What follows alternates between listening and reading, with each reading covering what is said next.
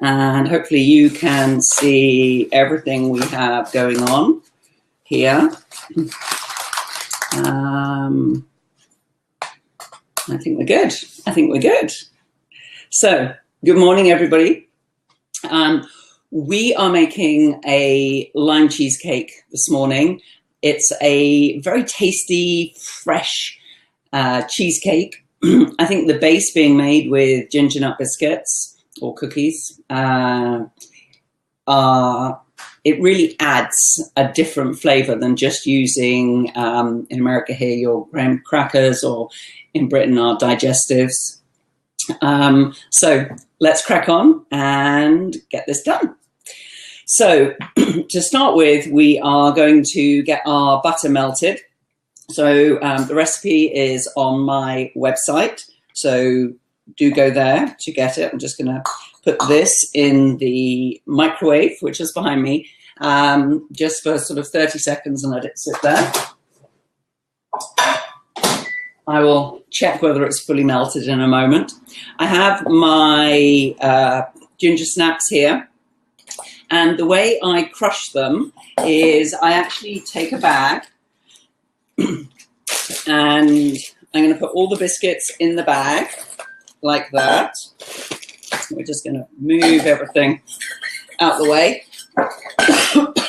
Oh, and me. Right. And then I'm going to get all the air out of the bag. And that's quite important because I want to be able to get the biscuits moving around in there. And the bag will pop if I haven't taken the air out. So I tend to roll it quite tightly, and then I just make sure it is sealed across that line. That's then going to give me the biscuits in a bag, flat, that I can do. And then I take a rolling pin, good old rolling pin, and I'm literally just going to go across, and let's move all the different bits and pieces we need there. And I'm going to do this. And that is going to smash up our biscuits. And this will work with any biscuits that you choose to use for the base.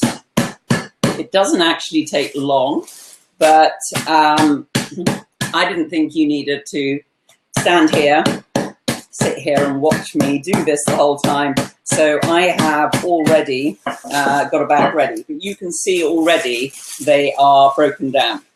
So the main point is get all the air out so that you can move them. And the second one is don't smash it down. Let's just do this gently. That will stop the bag suddenly smashing open, or some sharper edges of the cookies from actually piercing the bag, because you don't really want that either. So instead of me standing here and keeping going with this for you, I do have some already done, which I did earlier.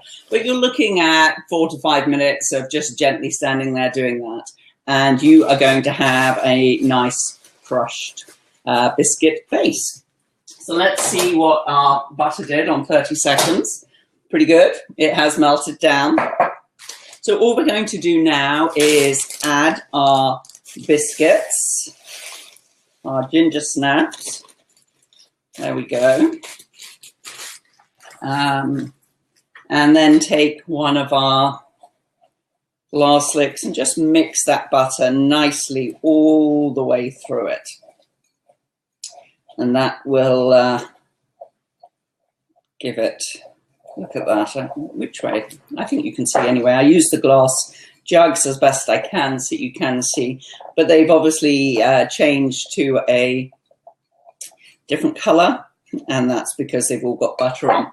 So we're going to take one of our cake tins. This is a sandwich tin. It is a spring-loaded one, which means the base will just pop out, which is what I want it to do at the end.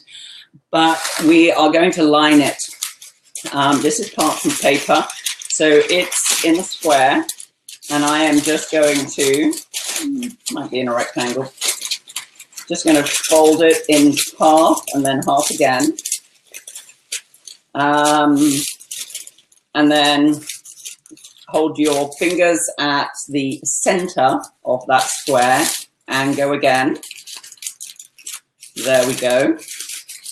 That is giving you a nice, let's see if I can rip this, yeah. If not, we'll get the scissors out. Circle to put into your tin. And we want this because it's going to help us get our cheesecake out a lot more easily at the end. I tend to just go round and convince it wants to go over the edge there, because that will help it stay secure.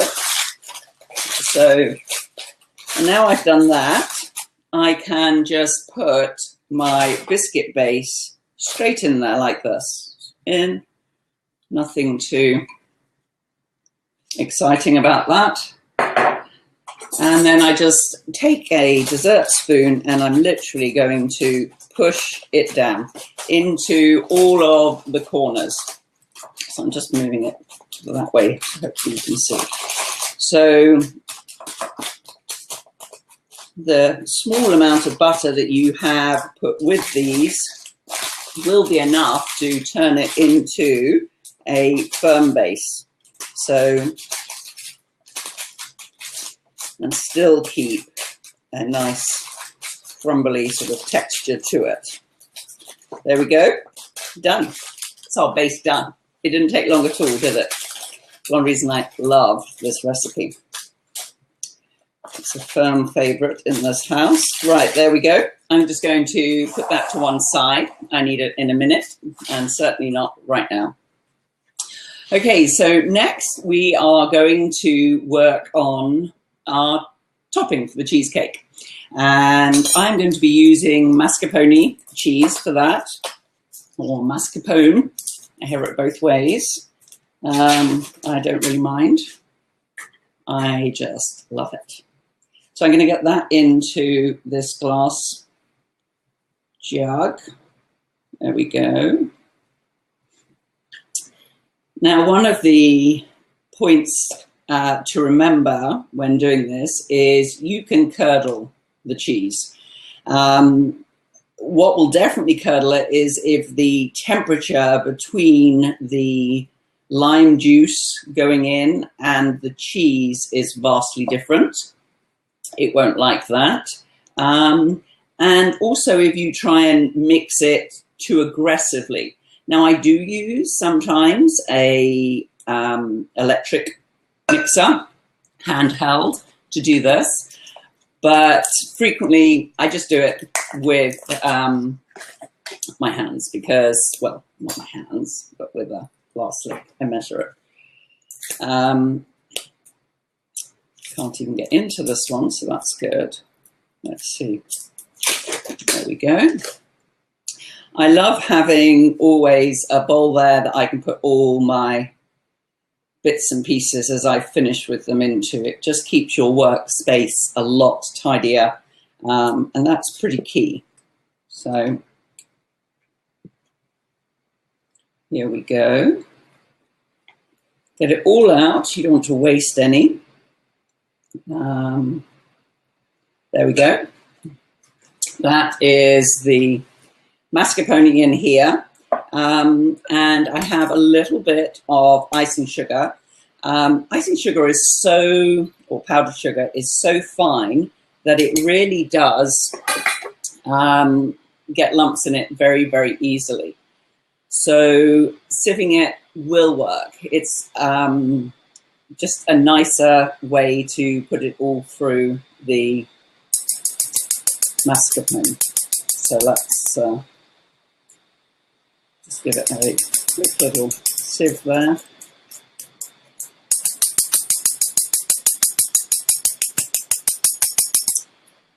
And then the only thing left for us to add is our limes. And of course, I know I've said it before, when you're using fresh produce, but the smell in the kitchen once I start cutting these limes is amazing. There we go, all done. So let's get rid of those.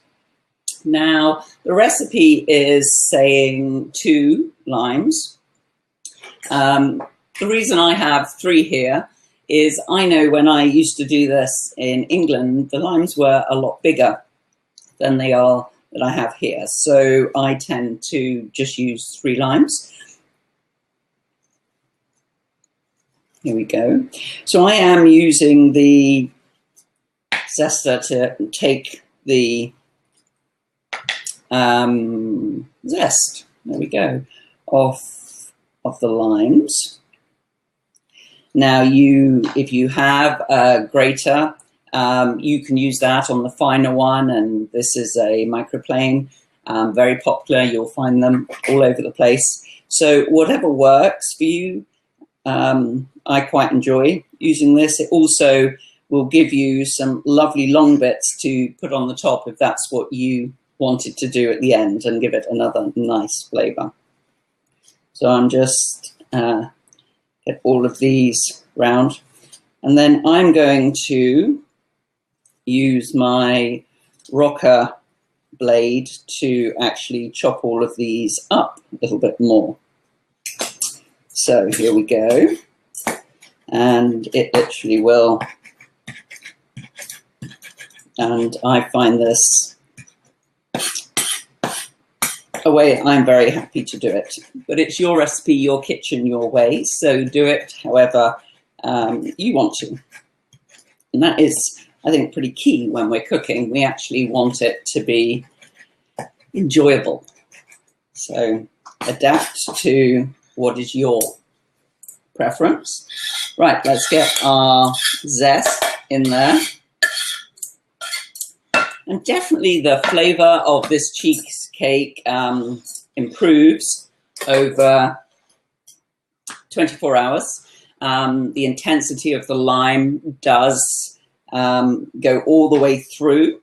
So I do recommend making this the day before, which makes it really great. If you're on a deadline to get something done on a day, you can actually, this is one of the things you can do the day before. So I'm just going to get that in there.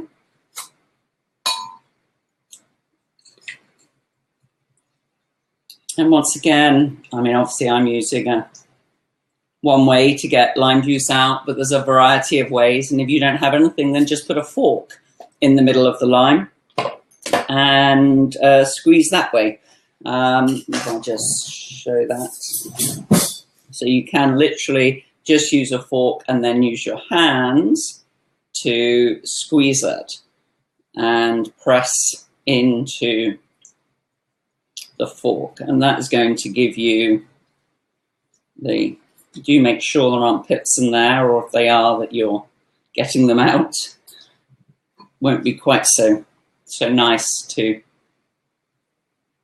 eat the cheesecake with the lime pips in it. But this will just pressing, and you will get all the juice out. Of course, you might not want to use this method if you happen to have some cuts on your hands. Lime juice will let you know if you have any. Oh, I do not have a tea towel. Let me get one. Sorry, I need to get that off my hands. Okay, so I have the juice of 2 lemons in there. What I'm going to do is mix that together and then just look at the consistency, and then I can make a decision on whether I want a little bit more lime juice in there or not. So let me get rid of that. So I'm just going to mix it carefully through, and obviously I've got the icing sugar as well. So I'm not being aggressive. If you're too aggressive, you are going to curdle everything. So try and be gentle. There we go.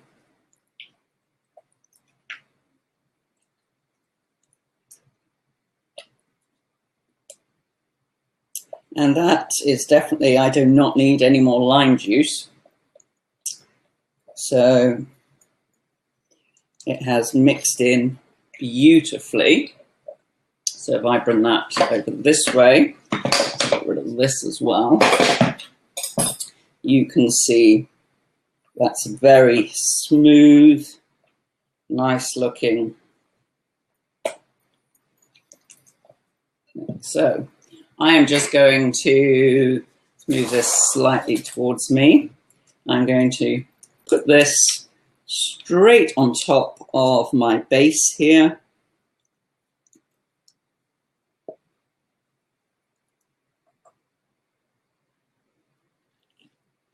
The beauty of a last lick is it will get every last bit out for you. And you definitely want that. You want all the flavors coming through. Right, I'll go back to my smaller one now, and gently, because you do not want to be pulling the cheese mixture away from the base, because that will lift the base and therefore you'll end up with crumbs. So ever so gently just move it to the edge, and then you have got it all covered without any crumbs coming up. Now it's ready just to go in the fridge, chill it for at least 30 minutes. I do prefer longer. For sure, I think it tastes amazing if you would eat this now the next day. But we will eat this tonight, so mine is going to chill for at least, my brain's not working, at least 9 hours. So putting some cling film over it so no other flavors can get into it, because the mascarpone will absorb flavors from the fridge. That's one of the best reasons always to cover everything in your fridge. Don't have anything left out. But that is your lime cheesecake. It did not take long, and it does taste really delicious. Thank you for coming and watching today, and I look forward to seeing you all next Wednesday. Bye.